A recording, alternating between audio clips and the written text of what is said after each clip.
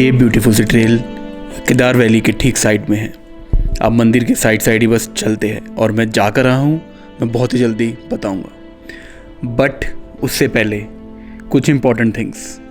अगर आप यहाँ पर आ रहे हैं और आप इस बात से वरी है कि यहाँ पर कौन सा सिग्नल आएगा या नहीं आएगा, तो मैं बता दूँ, यहाँ पर मोस्टली एयरटेल का या फिर जियो का सिग्नल आपको मिल जाएगा। उसके अलावा BSNL। अगर आपको इंटरनेट यूज़ करना है तो एयरटेल के अच्छे सिग्नल आते हैं।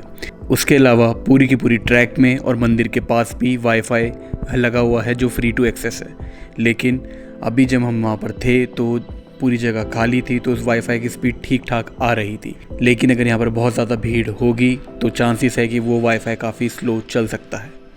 यहाँ पर आपको काफ़ी तरह के रूम्स मिल जाएंगे, जिसमें गवर्नमेंट का GMVN भी है, बट उसके प्राइसेस काफ़ी हाई है। आपको मंदिर के आसपास काफ़ी सारे छोटे छोटे होटल्स मिल जाएंगे जिनका प्राइस बेसिक है, जो 500, 700, 800, 1000, 1500 इस रेंज के अंदर आपको मिल जाएंगे रूम। लेकिन ये बात याद रखना, अगर आप पीक सीज़न में आ रहे हैं तो उनके रूम डिपेंड कर सकते हैं कि हाई हो जाए, क्योंकि यहाँ पर हमें कुछ लोकल्स ने बताया जब यहाँ पर बहुत ज़्यादा भीड़ होती है तो लोग उन्हीं बेसिक कमरों के 4 से 5, 10,000 या 15,000 तक चार्ज कर लेते हैं, जो मुझे पता नहीं कितना ट्रू है, बट कुछ लोकल्स ने ही मुझे बात वहाँ पर इन्फॉर्म करी।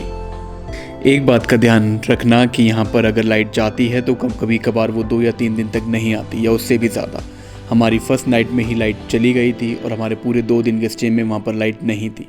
सिर्फ रात को जो हमारे होटल में जनरेटर चलता था 3-4 घंटे के लिए, उससे ही हमें लाइट मिलती थी। और अगर लाइट गई तो सारे के सारे सिग्नल भी चले जाएंगे, क्योंकि सारे के सारे टावर यहाँ पर लाइट से ही चलते हैं। तो आपके लक है कि आपके वहाँ पर लाइट, जब आप पहुँचे तो वहाँ पर लाइट आ रही हो, वरना आपको हमारी तरह थोड़ा सा बिना लाइट के एंड बिना नेटवर्क के रहने की आदत डालनी पड़ेगी अगर आप 2 या 3 दिन प्लान कर रहे हैं तो। अगर आप केदारनाथ पहुँच गए हैं और आपके पास टाइम है और आप ट्रैकिंग के भी शौकीन हैं तो आप इससे ऊपर भी जा सकते हैं। इसके ऊपर एक जगह है वासुकी ताल, जो एक बहुत ही एडवेंचरस एंड 12 किलोमीटर की ट्रैक है। लेकिन मैं एडवाइस करूँगा उसके लिए आप यहाँ पर कोई लोकल ट्रैकर को साथ लेके जाए, जिससे आपको आइडिया हो, क्योंकि चांसेस है कि उस ट्रैक का कोई ट्रेल नहीं बना हुआ और आपको उसको फाइंड करना पड़ेगा, जो लोकल ही आपकी हेल्प कर सकते हैं। बट उसके लिए थोड़ा स्टेमिना रख के आइएगा। अगर आप ट्रैकर नहीं हैं तो प्लान मत करना, बिकॉज ये थोड़ा सा टायरिंग या फिर एग्जॉस्टिंग हो सकता है, बट मेरे हिसाब से एडवेंचरस तो ज़रूर होगा।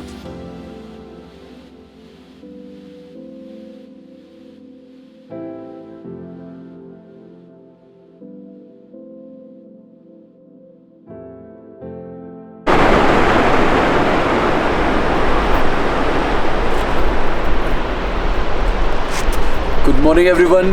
तो कल के व्लॉग में आपने ये देखा कि हम कैसे गिरते पड़ते ऊपर पहुंच गए, मतलब जैसे भी करके मैं पहुंच गया। रात हो गई थी, पर आई एम वेरी हैप्पी कि मेरे को आरती देखने को मिली और मैं अपना बर्थडे मतलब इस जगह पे बैठ के बना पाया।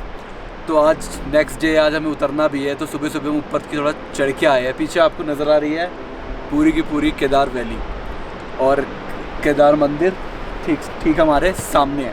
आपको ये वॉल्स जो नज़र आ रही होंगी इसकी चारों तरफ और बैरिकेडिंग नज़र आ रही होगी, ये पूरी की पूरी आपको पता ही है कि जो 2013 में हुआ था, उसके बाद पानी और पत्थर को रोकने के लिए एक एफर्ट है कि इसमें कुछ इन्होंने ये बनाई है। और मेरे हिसाब से कुछ और भी बीच में कंस्ट्रक्शन हो रही है, पता नहीं वो क्या बनने वाला है, बट उसके बीच में भी कुछ कंस्ट्रक्शन हो रही है।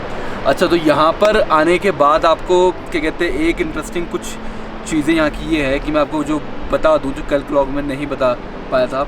एक तो ये है कि आपको सोनप्रयाग के आसपास अगर आप अपना होटल ले लेते हो तो अच्छा है, ठीक है। वहाँ पर अगर आपके पास कार अपनी है तो जिस होटल में मैं रुका हूँ वो मैं आपको शो करूँगा, उस होटल में आप अपनी वो लो, क्योंकि वहाँ पर पार्किंग अच्छी है जो नीचे के होटल है। अदरवाइज़ जो क्या कहते हैं, जहाँ से हमारी ट्रैकिंग स्टार्ट होती है गौरीकुंड से, तो नहीं सोनप्रयाग का जो लास्ट जो स्टॉप है, वहाँ पर एक बहुत बड़ी एम्पल पार्किंग बनी हुई है, वहाँ गाड़ी लगा के जा भी सकते हो। वहाँ पर आपकी, अगर आप अभी जब ये कोरोना जब तक चल रहा है तो आपको वहाँ पर रजिस्ट्रेशन करवाना पड़ेगा, अपनी रिपोर्ट दिखानी पड़ेगी, आपका एक थर्मल स्कैनिंग भी होगी, उसके बाद आपको आगे जाने के वो मिलेगी एंट्री। ये अगर नहीं है तो मेरे हिसाब से आप सीधा वहाँ से जा सकते हो। अब यहाँ पर ये है कि यहाँ पर जो हमारे ये जो चलते हैं पोचर्स, या मैं बोलूँ खच्चर जो चलते हैं, इनकी एसोसिएशन है। तो जब आप वैली में एंटर कर रहे होगे, जब आप सोनप्रयाग के वहाँ होंगे, तो आपके पास शायद आएंगे और बोलेंगे कि हम आपको कल के लिए प्रोवाइड करा सकते हैं, 1500 रुपये लेंगे घोड़े के या कुछ ऐसे या 2000। हमसे ही पूछा, हमने पहले हाँ बोला, फिर हमने वो कर दिया था मना, कि हम सोचे कि हम पैदल आएंगे। बट जब आप जहाँ से ट्रैक आपकी स्टार्ट है गौरीकुंड वगैरह से, अगर आपको ये करने पहुँचो तो ये बात वो रखना चाहता है, अगर आपको ये खच्चर करने हैं तो वहाँ पर इनके एसोसिएशन है, तो वहाँ पर रेट कम होना मुश्किल है। वहाँ पर 2 से 2500 के आसपास जो हमने कल हमें पता लगा कि वो कर रहे हैं चार्ज, जो काफ़ी है। और तो आप वहाँ से भी चाहे तो आप वहाँ से भी कर सकते हो। और आपको आगे जब आप गौरीकुंड में उतरेंगे तो आपको वहाँ से ये मिल जाएंगे, ठीक है। अब जो सोनप्रयाग से गौरीकुंड की जो 5 किलोमीटर का जो रास्ता है, तो अगर आप नहीं आए हैं या पहले आए थे और आप बहुत टाइम के बाद आने का प्लान कर रहे हैं, तो वो 5 किलोमीटर का जो रास्ता है उसमें अब आपकी अपनी गाड़ी अलाउ नहीं है, तो आपको वो नीचे ही लगानी होगी उस पार्किंग में, क्योंकि 2013 के बाद ऊपर शायद पार्किंग यहाँ होती थी बसों की एंड ऑल, बट सेफ्टी के लिए और बास सबकी गाड़ियाँ भी बह गई है वो, तो उन्होंने नीचे ही कर दी है। तो वो जो 5 किलोमीटर का रास्ता है जहाँ से ट्रैकिंग हमारी स्टार्ट होनी है, मतलब सोनप्रयाग से जो हमारा गौरीकुंड के बाद का जो 5 किलोमीटर का जो रास्ता है, वो आपको इनकी कार से ही करना पड़ेगा। सुमोस चलती है आज, जैसे वो 30-40 रुपये पर पर्सन वो करते हैं चार्ज। हम अगर आप आज की डेट में आ रहे हैं जिसमें अब हमारा ये कोरोना चल रहा है, जब कितने टाइम तक चलेगा पता नहीं, और आप वरी है सोशल डिस्टेंसिंग के लिए और अब नहीं चाहते किसी के साथ भी बैठे, तो हमने तो अपनी कार हमने प्राइवेट कर ली थी, जो हमें पड़ी 300 रुपये की, और उसने हमें ऊपर तक छोड़ दिया था। रोड काफ़ी डेंजरस है, बीच में हो रखी है अभी, पर ठीक हो जाएगी वो अभी तो लैंडस्लाइड की ऐसे हुई थी। उसके बाद हम जब ऊपर आए, हमने अपना होटल लिया है 1200 रुपये का, एक बेसिक सर वो मिला है हमें रूम। और हमारी नीचे अभी बात हो रही थी, जो यहाँ पर प्रसाद बांटते हैं, उन्होंने ये बताया जब पीक सीज़न होता है तो ऊपर आपको रूम ही नहीं मिलते, मतलब। और मुझे सबसे वो हैरानी वाली बात लगी, उन्होंने बोला कि कॉस्ट 10,000 है ना, 10,000 के आसपास तक का वो हो जाता है कॉस्ट एक रूम का, जब प्रॉपर लाखों में आता है क्राउड। क्योंकि यार इतने से घर बचे अब यहाँ पर कौन, मतलब आप देखो ज़रा, अगर आप यहाँ पर लाख क्राउड आ रहा है और आप नीचे से ऊपर आ चुके हो और आपका प्लान था ऊपर रुकने का, आप कहाँ पर वो रुकोगे? मुश्किल से मुझे इस पर लगता है ना कि मुश्किल से ये मिला कि मैंने 2000 लोगों के ठहरने की होगी, वो भी मैंने बहुत नंबर बोल दिया है ना, 2000 लोगों के रहने की, या तो आप ये रखो कि आप सेम डे में आके वापस चले जाओ। अगर आपने अपना वो करा हुआ है घोड़ा, तो आपको शायद वो 4 घंटे में पहुँचा देगा, ऊपर रहो और चले जाओ। और अगर आप पैदल आ रहे हो और तो आपका पूरा दिन वैसे भी वेस्ट के आपको पूरा दिन आपको लगना है, शाम होनी है 4 बजे, उसके बाद आप नीचे आने का मतलब नहीं बनता। तो आपको इनमें जगह मिल गई तो मिल गई, वरना तो 10,000, 5,000, 7-8 हज़ार ऐसे रूम मिलते हैं, कुछ भी वो चलेगा रेट। और उन्होंने ये बताया कि यहाँ पर बर्फ़बारी भी होती है, जब मई जून जब खुलते हैं कपाट, सबसे ज़्यादा लोग उसी टाइम आते हैं, तो उल्टा जब लोगों को रूम नहीं मिलते, वो थक जाते हैं, तो वो मंदिर के सामने का जो एरिया है, लोग यहीं पर ही सोने का वो करते हैं ट्राई। कुछ लोग सो भी जाते हैं और कुछ लोग जिनका इम्यून सिस्टम कम है या ऑक्सीजन या और ऊपर से पारा गिरता है, रात को ठंड बहुत तेज़ हो जाती है, तो उसके बाद उनको कितने बार वो, मुझे तो भैया नहीं बताया, मुझे पता नहीं कितना ट्रू, उन्होंने बोला कि कुछ लोग एक्सपायर भी हो जाते हैं बिकॉज वो झेल नहीं पाते ओवरनाइट।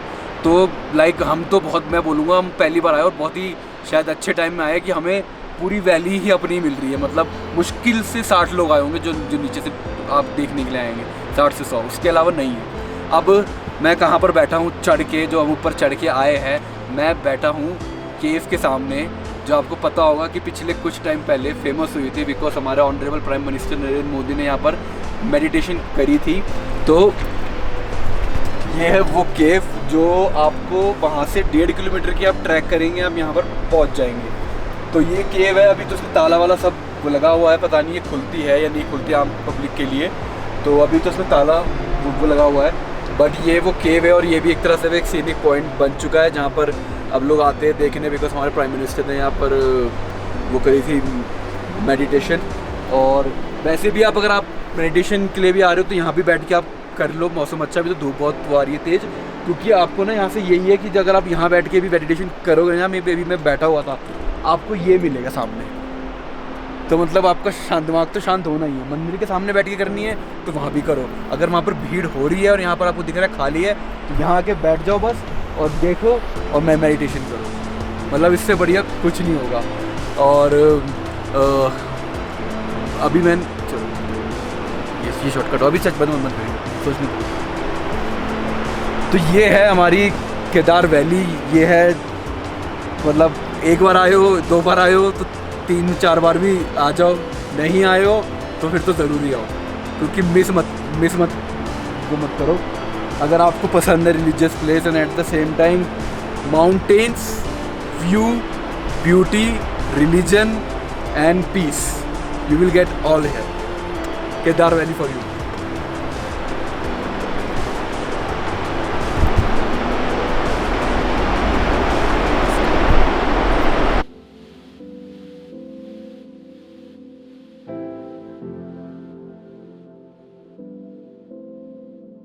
अगर आप अगले 2 महीने में आने का प्लान कर रहे हैं और उत्तराखंड गवर्नमेंट ने अगर अपने रूल्स चेंज नहीं करे तो आपको कोविड टेस्ट करवाना पड़ेगा।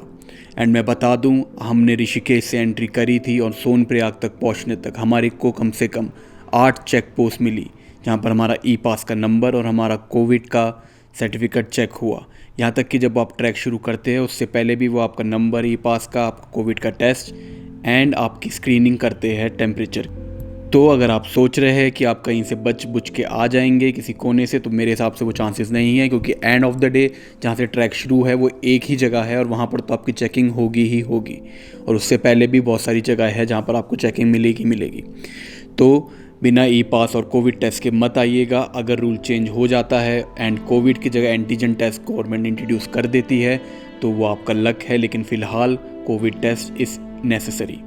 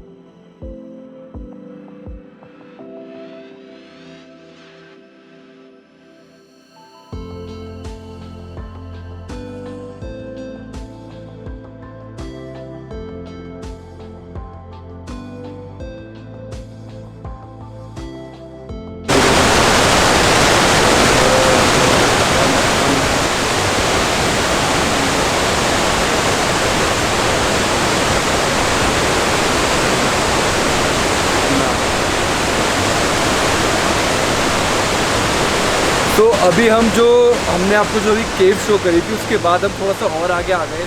हमें पता नहीं था कि आगे क्या है, क्योंकि हमने लोगों से ये बात पूछी थी कि आगे वो ताल है या नहीं है जिस पे 2013 पे जिसकी वजह से यहाँ पर बाढ़ आई थी। बट लोगों ने बोला कि वो तो पूरी डिस्ट्रॉय हो चुकी है और जो रास्ता है वो भी, अगर आपको आगे वो आ रहा होगा उस तरफ, ये जो झरना बह रहा है उसके आगे पूरा रास्ता टूटा हुआ है। वरना पहले अगर वहाँ पर रास्ता होता था तो आप शायद यहाँ से लोग जाके उस तरफ जाते थे, तो वो अभी तो वो चुका है, टूट चुका है। बट आप केव से थोड़ी आगे की तरफ आओगे तो आपको ये वाटरफॉल वगैरह दिख जाएगा, तो काफ़ी सीनिक है। हम इसके पास नहीं जा रहे क्योंकि ऑफकोर्स आगे भी यहाँ पर रास्ता है नहीं है, तो हम चल सकते हैं पर हम रिस्क नहीं वो ले रहे, क्या पता कोई पत्थर लूज हो। और बट हाँ, काफ़ी ब्यूटीफुल सा प्लेस है। अभी धूप तेज आ रही है तो आँख पे लग रही है, अदरवाइज़ ये बहुत ही ज़्यादा ब्यूटीफुल है। टाइम पे अगर आप हो तो अगर आप आ सकते हो चढ़ के यहाँ पर। And I think it's hardly 1.5 से 2 किलोमीटर मंदिर से अगर आप चलेंगे, 1.5 से 2 किलोमीटर पर आप यहाँ पर पहुँच जाएंगे। एक झरना इधर है, एक झरना उस पहाड़ के उस तरफ भी बह रहा है, पर वो अलग है।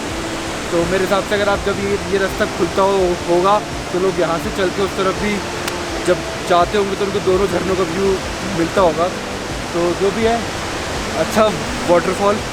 और भी हमारा मन है क्योंकि उसके ऊपर एक 12 किलोमीटर की ट्रैक के बाद एक लेक है जो उस तरफ से है। बट जिस तरह मैं चल रहा हूँ और कल की हालत के बाद आज इतनी हिम्मत नहीं है और वापस भी जाना है ऑफकोर्स हमें। सो बट यार नहीं आए हो ना तो मतलब कुछ मिस करते हो तुम्हें बहुत बड़ा, आके देखो।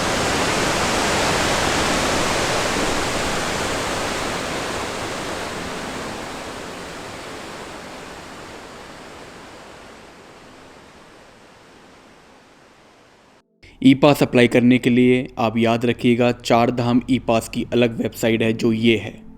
इसका लिंक आपको डिस्क्रिप्शन पे मिल जाएगा।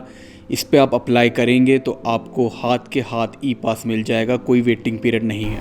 इसके पहले पेज पे आपको अपनी बेसिक इन्फॉर्मेशन फिल करनी है जो भी दी हुई है, आप कहाँ से आ रहे हैं, आपका आधार नंबर, आपका address and all. Second page पे आपको अपना OTP वेरीफाई करवाना है, क्योंकि जो नंबर आप पहले पेज पे डालेंगे उसी पे OTP आएगा। थर्ड पेज पे आप और आपके साथ जितने लोग जा रहे हैं उन सब की इन्फॉर्मेशन, आधार नंबर और कोविड की रिपोर्ट थर्ड स्टेप पे जाएगी।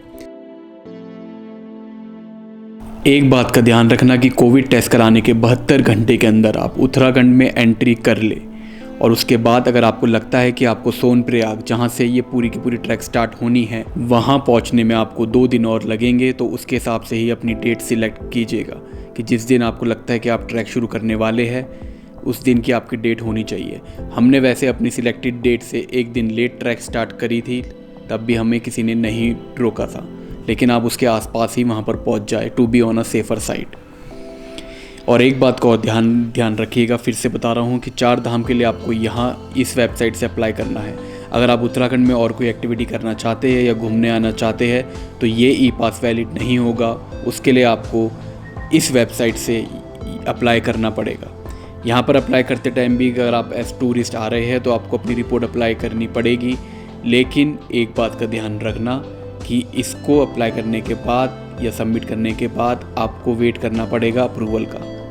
तो इस वाली वेबसाइट में अप्रूवल का वेट करना पड़ता है। 4 धाम में अप्रूवल का कोई वेट नहीं करना पड़ता। सारे document and Covid report upload होने के बाद सीधा आपके पास ई पास जनरेट हो जाता है। और एक चीज़ और, अगर आप ट्रैकिंग कर रहे हैं तो अगर आपको खच्चर चाहिए है तो उनका रेट बहुत ही ज़्यादा वेरी कर रहा है। आज की डेट में आपको एज लो एज 1500 रुपये में भी मिल जाएगा एक साइड ऊपर जाने के लिए, और 2 से 2500 रुपये भी लोग चार्ज करेंगे। तो वहाँ पर आप जाके बार्गेनिंग ज़रूर कीजिएगा इसके लिए। अगर आपको मोर इन्फॉर्मेशन चाहिए तो मेरे को नीचे कमेंट में आप पूछ सकते हैं। और अगर आपको वीडियो अच्छी लगी तो please like, share and subscribe to my channel drive and explore.